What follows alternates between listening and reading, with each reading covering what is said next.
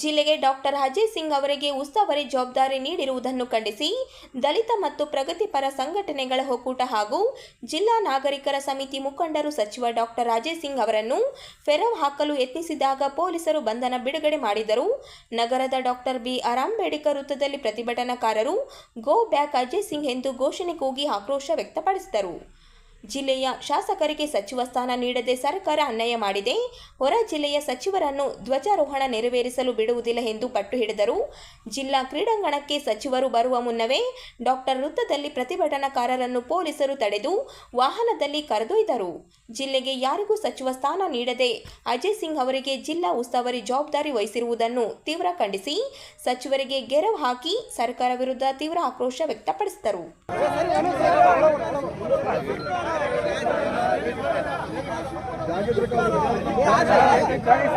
Ajay Singh go back! Go back! Go back! Ajay Singh go back! Go back! Go back! Go back! Ajay Singh go back! ಮಾಡಿದ ಮಂತ್ರಿಗಳು ಧ್ವಜಾರೋಹಣ ಮಾಡಂಗಿಲ್ಲ.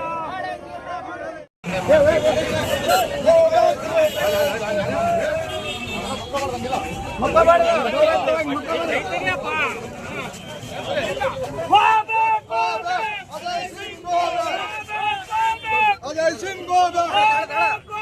Ajay Singh go back! Go back!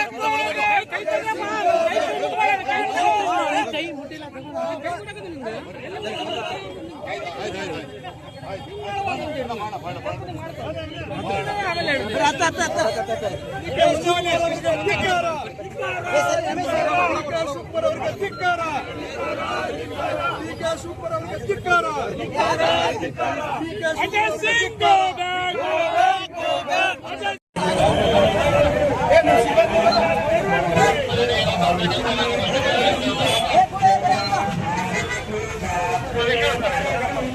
ಯಾಪಂದಿನಿ ಮಂಗಲ ಬಂದ್ಬಿಡ್ರಿ.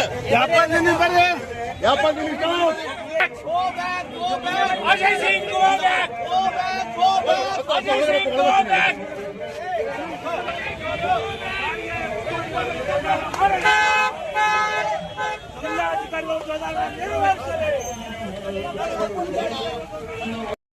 ಧ್ವಜಾರೋಹಣ ಮಾಡಬೇಕು. Ajay Singh go back. Ajay Singh go back. Congress ಸರ್ಕಾರಕ್ಕೆ. ಕಾಂಗ್ರೆಸ್ ಸರ್ಕಾರಕ್ಕೆ. ಕಾಂಗ್ರೆಸ್ ಸರ್ಕಾರಕ್ಕೆ.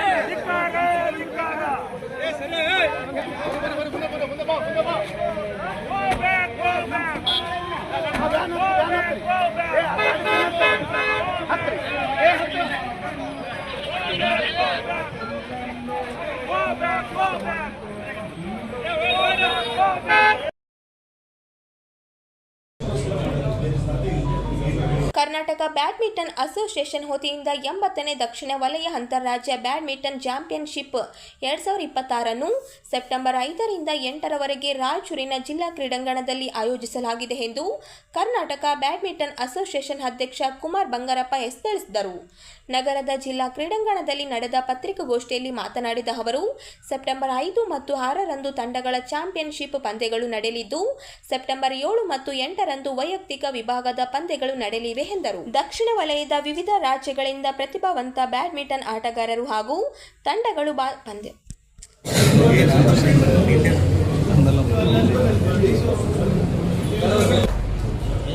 ಸರ್ ಸ್ವಲ್ಪ ಸರ್ ಸ್ವಲ್ಪ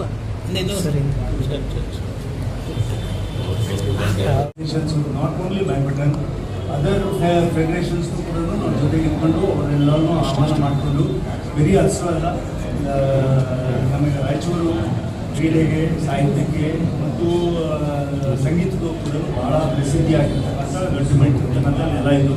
ಹಾಗಾಗಿ ಇಲ್ಲಿರ್ತಕ್ಕಂಥ ಪ್ರತಿಯೊಬ್ಬರ ಸಹಕಾರವನ್ನು ಕೂಡ ನಾನು ಕೇಳಬೇಕಾಗಿದೆ. ಹಾಗಾಗಿ ನಮ್ಮ ಅಸೋಸಿಯೇಷನ್ನು badminton association because it's South India ಆಗಿರೋದ್ರಿಂದ first invitation will come from the Karnataka badminton association. ನಾವು ಜಿಲ್ಲಾ ಮಂತ್ರಿಗಳ ಹತ್ರ ಮಾತನಾಡಿದ ಮೇಲೆ ಅವ್ರ ಹತ್ರನೇ ಕೂತು ನಾನು ಎಲ್ಲರನ್ನೂ ವಿಶ್ವಾಸಕ್ಕೆ ತಗೊಂಡೆ ಮಾಡಬೇಕಾಗುತ್ತೆ. ಹಾಗಾಗಿ ವಿ ವಿಲ್ ಸ್ಟಾರ್ಟ್ ವರ್ಕಿಂಗ್. ಇವತ್ತು ನಮಗೆ ಜಿಲ್ಲಾ ಮಂತ್ರಿಗಳು ಬಂದಿದ್ದಕ್ಕೆ ನಮಗೆ ಬಹಳ ಅನುಕೂಲ ಆಯಿತು.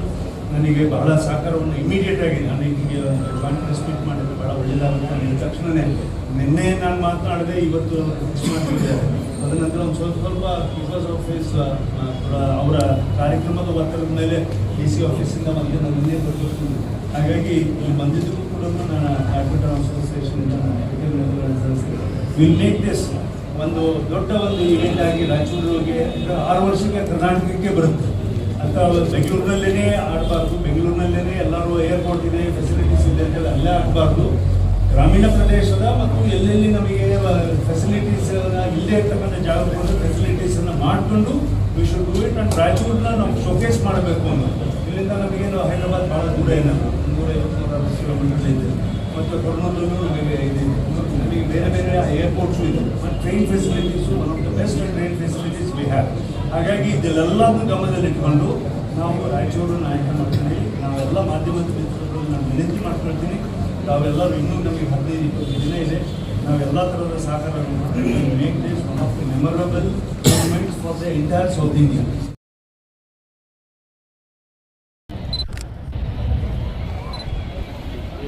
ಮಹನೀಯರ ತ್ಯಾಗ ಬಲಿದಾನದಿಂದ ದೇಶಕ್ಕೆ ಸ್ವಾತಂತ್ರ್ಯ ದೊರೆತಿದ್ದು, ದೇಶದ ಒಗ್ಗಟ್ಟು ಮತ್ತು ಐಕ್ಯತೆಯನ್ನು ಕಾಪಾಡುವ ಮೂಲಕ ಮಹನೀಯರನ್ನು ಸ್ಮರಿಸಬೇಕು ಎಂದು ರಾಜ್ಯ ಸಣ್ಣ ನೀರಾವರಿ ಮತ್ತು ಜಿಲ್ಲಾ ಉಸ್ತುವಾರಿ ಸಚಿವರಾದ ಅಜಯ್ ಸಿಂಗ್ ಅವರು ಹೇಳಿದರು.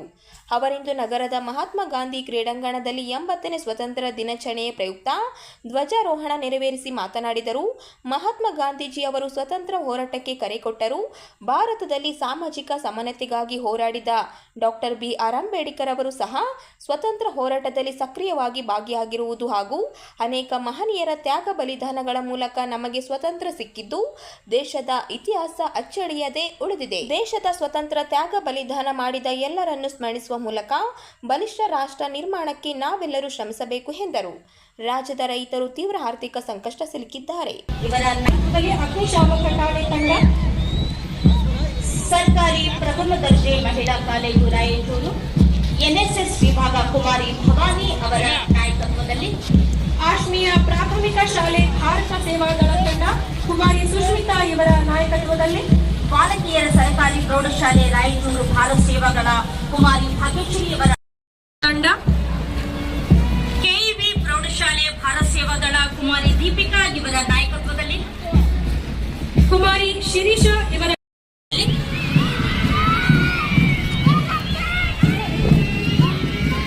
ಕುಮಾರಿ ಸನಾ ಇವರ ನೇತೃತ್ವದಲ್ಲಿ ಜಾನ್ ಮಿಲ್ಟನ್ ಪ್ರೌಢಶಾಲೆ ತಂಡ,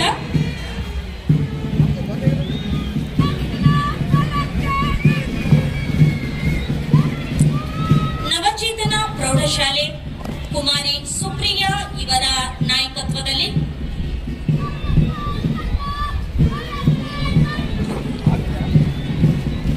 ಕುಮಾರಿ ವರ್ಷಾ ಇವರ ನಾಯಕತ್ವದಲ್ಲಿ ಹಮ್ದರ್ದ್ ಪ್ರೌಢಶಾಲೆ ತಂಡ,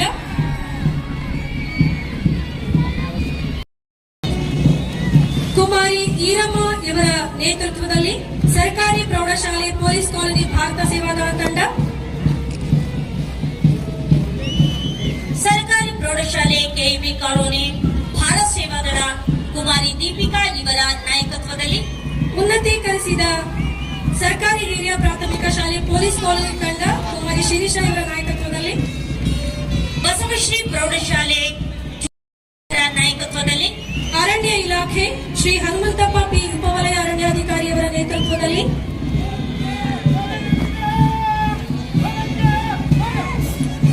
ಗೃಹ ರಕ್ಷಕ ದಳ ಮಲ್ಲಿಕಾರ್ಜುನ್ H ಇವರ ನೇತೃತ್ವದಲ್ಲಿ, ಸಿವಿಲ್ ಪೊಲೀಸ್ ತಂಡ ಶ್ರೀ ಮಹೇಶ್ ಪ್ರೊಬೆಷನರಿ PSI ಸದರ್ ಬಜಾರ್ ಠಾಣೆ ಇವರ ನೇತೃತ್ವದಲ್ಲಿ, ಗಾಜ್ವಾಲ್ಪೇಟೆ ಪ್ರೌಢಶಾಲೆ ಭಾರತ ಸೇವಾದಳ ಕುಮಾರಿ ಗಿರಿಜಾ ಇವರ ಪಥ ಸಂಚಲನದಲ್ಲಿ ಭಾಗವಹಿಸಿದಂತಹ ಎಲ್ಲಾ ತಂಡಗಳಿಗೂ ಕೂಡ ಅಭಿನಂದನೆಗಳು. ಸಂಚಲನದ ಸೊಬಗನ್ನು ಹೆಚ್ಚಿಸಿರುವಂತಹ ಬ್ಯಾಂಡ್ ಮಾಸ್ಟರ್ ಶ್ರೀ ಯಂಕಪ್ಪ ಹಾಗೂ ತಂಡದವರಿಗೂ ಅಭಿನಂದನೆಗಳನ್ನು ಸಲ್ಲಿಸುತ್ತೇವೆ. ಮಹಾತ್ಮ ಗಾಂಧಿ ಕ್ರೀಡಾ ಶಿಕ್ಷಕರು ಹಾಗೂ ವಿದ್ಯಾರ್ಥಿಗಳು ಬಂದು ಪ್ರಶಸ್ತಿ ಪತ್ರವನ್ನು ಪಡೆಯಬೇಕಾಗಿ ಮನವಿ. ಸನ್ಮಾನ್ಯ ಉಸ್ತುವಾರಿ ಸಚಿವ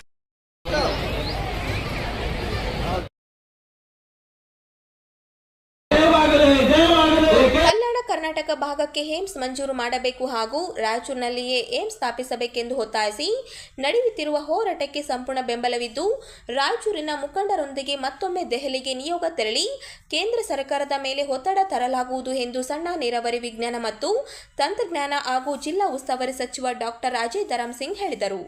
ನಗರದ ಮಹಾತ್ಮ ಗಾಂಧಿ ಜಿಲ್ಲಾ ಕ್ರೀಡಾಂಗಣದ ಆವರಣದಲ್ಲಿರುವ ಏಮ್ಸ್ ಹೋರಾಟ ವೇದಿಕೆಗೆ ಭೇಟಿ ನೀಡಿ ಹೋರಾಟಗಾರರನ್ನು ಉದ್ದೇಶಿಸಿ ಮಾತನಾಡಿದ ಅವರು, ರಾಯಚೂರಿನಲ್ಲಿ ಏಮ್ಸ್ ಸ್ಥಾಪನೆಗಾಗಿ ಕಳೆದ 1556 ದಿನಗಳಿಂದಲೂ ನಿರಂತರ ಹೋರಾಟ ನಡೆಯುತ್ತಿರುವುದು ಸಾಮಾನ್ಯ ವಿಚಾರವಲ್ಲ.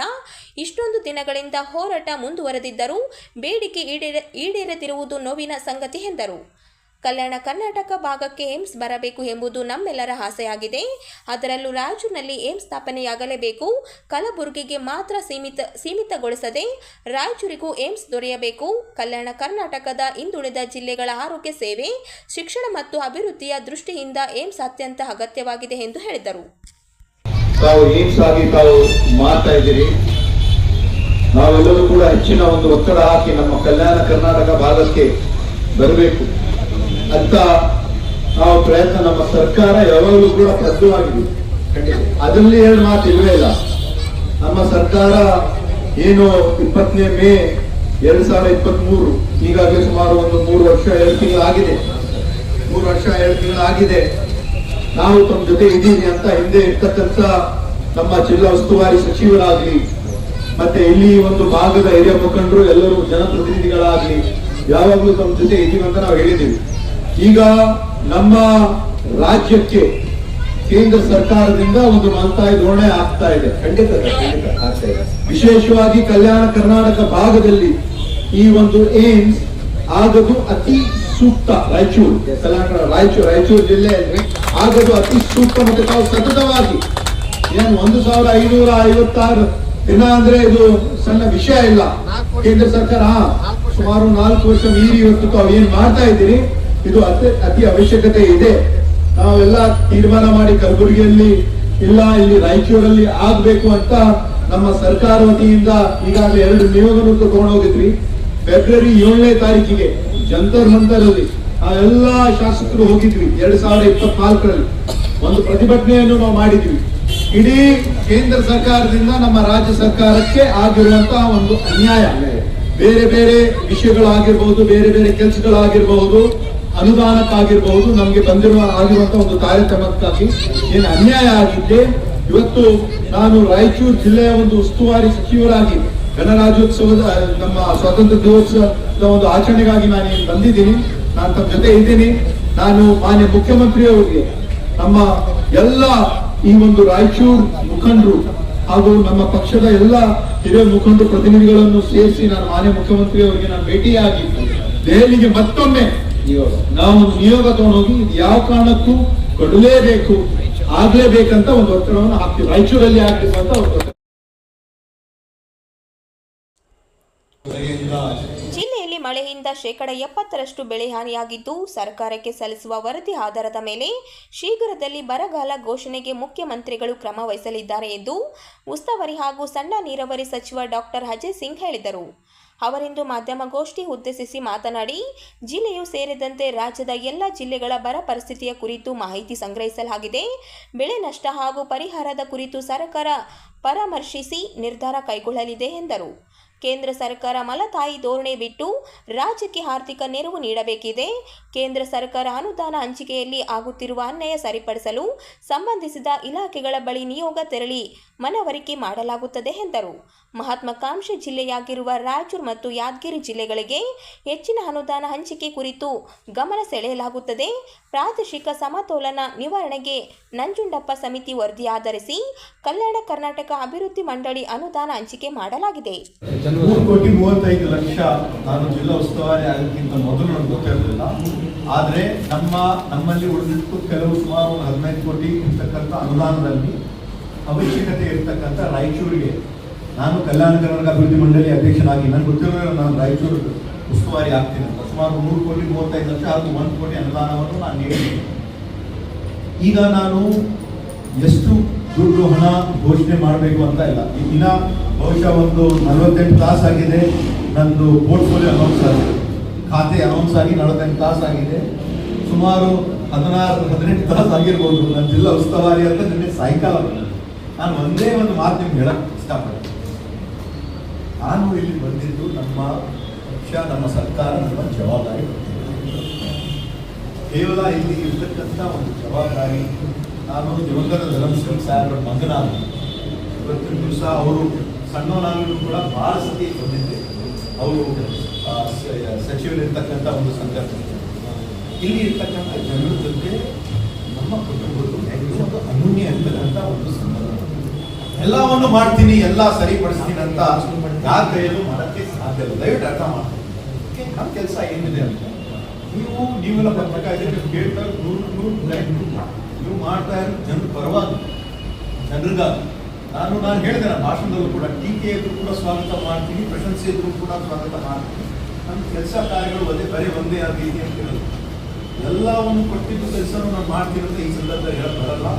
ಆದರೆ ಕರ್ನಾಟಕ ರಾಜ್ಯ, ಕಲ್ಯಾಣ ಕರ್ನಾಟಕ, ರಾಯಚೂರು ಜಿಲ್ಲೆ ಯಾವ ರೀತಿಯಿಂದ ಅಭಿವೃದ್ಧಿಪಡಿಸ್ಬೋದು, ಹೆಚ್ಚಿನ ಅನುದಾನ ಏನು ತಗೊಂಡು ಬರ್ಬೋದು, ಹೆಚ್ಚಿನ ಒಂದು ಘೋಷಣೆ ಏನು ಮಾಡಬಹುದು, ಖಂಡಿತವಾಗಿ ಶಕ್ತಿ ಮೀರಿ ನಾನು ಪ್ರಯತ್ನ ಮಾಡ್ತೇನೆ ಅಂತ ಇಂಥ ಸಂದರ್ಭದಲ್ಲಿ ಕುರುಬದೊಡ್ಡಿ ಸರ್ಕಾರಿ ಹಿರಿಯ ಪ್ರಾಥಮಿಕ ಶಾಲೆಯಲ್ಲಿ 80ನೇ ಸ್ವತಂತ್ರ ದಿನಾಚರಣೆಯನ್ನು ಸಂಭ್ರಮ ಹಾಗೂ ದೇಶಭಕ್ತಿ ವಾತಾವರಣದಲ್ಲಿ ಆಚರಿಸಲಾಯಿತು. ಶಾಲೆಯ ಎಸ್ಡಿಎಂಸಿ ಅಧ್ಯಕ್ಷ ವೀರೇಶ್ ಅವರು ರಾಷ್ಟ್ರಧ್ವಜಾರೋಹಣ ನೆರವೇರಿಸಿದರು.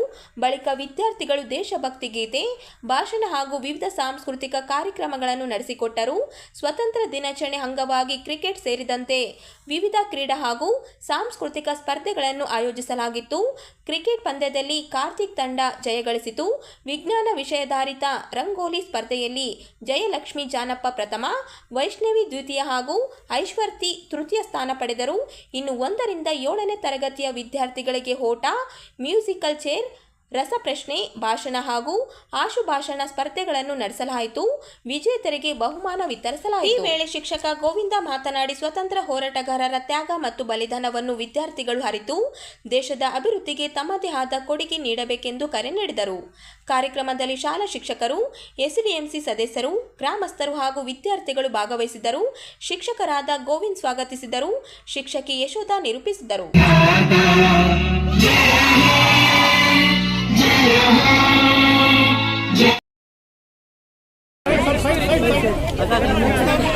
ಸರ್ಕಾರಿ ಶಾಲೆಗಳ ಉಳಿವು ಹಾಗೂ ಮಕ್ಕಳಿಗೆ ಗುಣಮಟ್ಟದ ಶಿಕ್ಷಣ ಒದಗಿಸುವಂತೆ ಆಗ್ರಹಿಸಿ ಸರ್ಕಾರಿ ಶಾಲೆ ಅಭಿವೃದ್ಧಿ ವೇದಿಕೆ ವತಿಯಿಂದ ಆಯೋರಾತ್ರಿ ಧರಣಿ ನಡೆಸಿ ಜಿಲ್ಲಾ ಉಸ್ತುವಾರಿ ಸಚಿವ ಅಜಯ್ ಸಿಂಗ್ ಅವರಿಗೆ ಮನವಿ ಸಲ್ಲಿಸಲಾಯಿತು.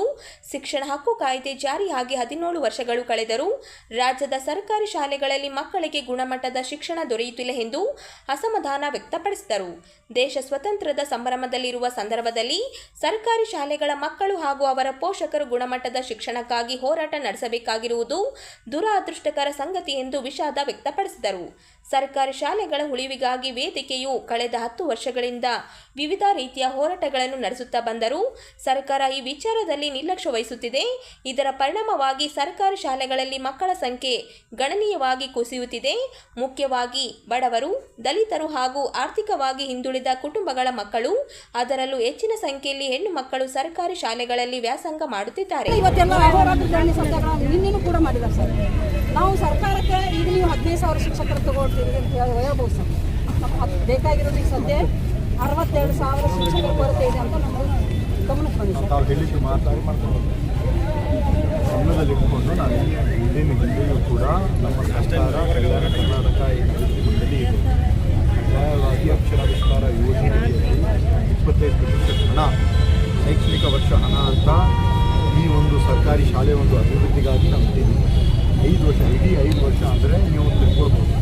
ಈ ಒಂದು 3,000, 5,000 ಪ್ರತಿ ವರ್ಷ ಬಂದರೂ ಕೂಡ ಕನಿಷ್ಠ ಏನಾದರೂ ಒಂದು 2,000 ಕೋಟಿ ಅನುದಾನ ಶಿಕ್ಷಣಕ್ಕಾಗಿ ನಾವು ಬದಿಗಿಟ್ಟಿದ್ದೀವಿ. ಅದು ಈಗಾಗಲೇ ಖಾಲಿ ಇರುವ ಒಂದು ಇಂಟರ್ನಲ್ ರಿಸರ್ವೇಷನ್ ಸಮಸ್ಯೆ ಇರ್ತಕ್ಕಂಥ ಒಂದು ಸಂದರ್ಭ.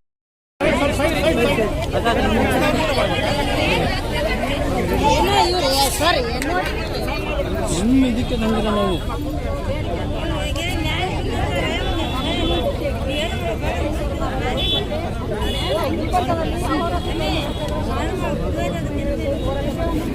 ಕಳೆದ 10 ವರ್ಷದಿಂದ ಈ ಹೋರಾಟ ಮಾಡ್ತಾ ಇದ್ದೀವಿ. ಸರ್ಕಾರಿ ಶಾಲೆಗಳಲ್ಲಿ ವರ್ಷ ಏನಾಗ್ತಿದೆ ಅಂದರೆ ಮಕ್ಕಳ ಸಂಖ್ಯೆ ಗಣನೀಯವಾಗಿ ಕಡಿಮೆ ಆಗ್ತಿದೆ. ಯಾಕಂತಂದರೆ ಅಲ್ಲಿ ಗುಣಾತ್ಮಕ ಶಿಕ್ಷಣ, ಅಲ್ಲಿ ಈ ಸದ್ಯ ಉಳಿದಿರ್ತಕ್ಕಂಥ ಮಕ್ಕಳು ಏನಾದರೂ ಶಾಲೆಗಳಲ್ಲಿ ಸರ್ಕಾರಿ ಶಾಲೆಯಲ್ಲಿ ಇದ್ದಾರೆ ಅಂತಂದರೆ ನಿಜವಾದ ಬಡವರು, ದಲಿತರ ಮಕ್ಕಳು ಮತ್ತು ಪೂರ್ಣ ಕಷ್ಟದಲ್ಲಿರ್ತಕ್ಕಂಥ ಕುಟುಂಬಗಳು ಏನಿವತ್ತು ಕುಡಿತದಿಂದ ಬೀದಿಗೆ ಬಂದಿದ್ದಾವಲ್ಲ, ಆ ಕುಟುಂಬಗಳ ಮಕ್ಕಳು ಅಲ್ಲಿ ಓದ್ತಾ ಇದ್ದಾರೆ ಸರ್. ಅವರಿಗೆ ನಾವೇನು ಕೇಳ್ತಾ ಇದ್ದೀವಿ ಅಂದರೆ ಕಾಯಂ ಶಿಕ್ಷಕರನ್ನು ಕೊಡ್ರಿ, ಕ್ವಾಲಿಟಿ ಎಜುಕೇಷನ್ ಕೊಡ್ರಿ ಅಂತ. ನಮ್ಮ ಮಕ್ಕಳು ನಿಮ್ಮ ಥರ ಡಾಕ್ಟರ್ ಆಗಬೇಕು, ನಮ್ಮ ಮಕ್ಕಳು ನಿಮ್ಮ ಥರ ರಾಜಕಾರಣಿಗಳಾಗಬೇಕು, ನಮ್ಮ ಮಕ್ಕಳು ನಿಮ್ಮ ಥರ ಒಳ್ಳೊಳ್ಳೆ ಆಚಾರ್ಯಗಳಾಗಬೇಕು, ನಿಮ್ಮ ಮಕ್ಕಳ ಥರ ನಾವು ಯಾವತ್ತು ನಮ್ಮ ಕನಸು ಅದನ್ನು ಇವತ್ತೆಲ್ಲ ಅಹೋರಾತ್ರಿ ಧರಣಿ ಸತ್ಯಾಗ್ರಹ ನಿನ್ನೆನೂ ಕೂಡ ಮಾಡಿದ್ದಾರೆ ಸರ್. ನಾವು ಸರ್ಕಾರಕ್ಕೆ ಈಗ ನೀವು 15,000 ಶಿಕ್ಷಕರು ತಗೊಳ್ತೀವಿ ಅಂತ ಹೇಳ್ಬೋದು ಸರ್. ನಮ್ಗೆ ಬೇಕಾಗಿರೋದು ಈಗ ಸದ್ಯ 62,000 ಶಿಕ್ಷಕರ ಕೊರತೆ ಇದೆ ಅಂತ ನಮ್ಮದು ಗಮನಕ್ಕೆ ಬಂದಿದೆ ಸರ್. ತಾವು ಹೇಳಿದ್ದು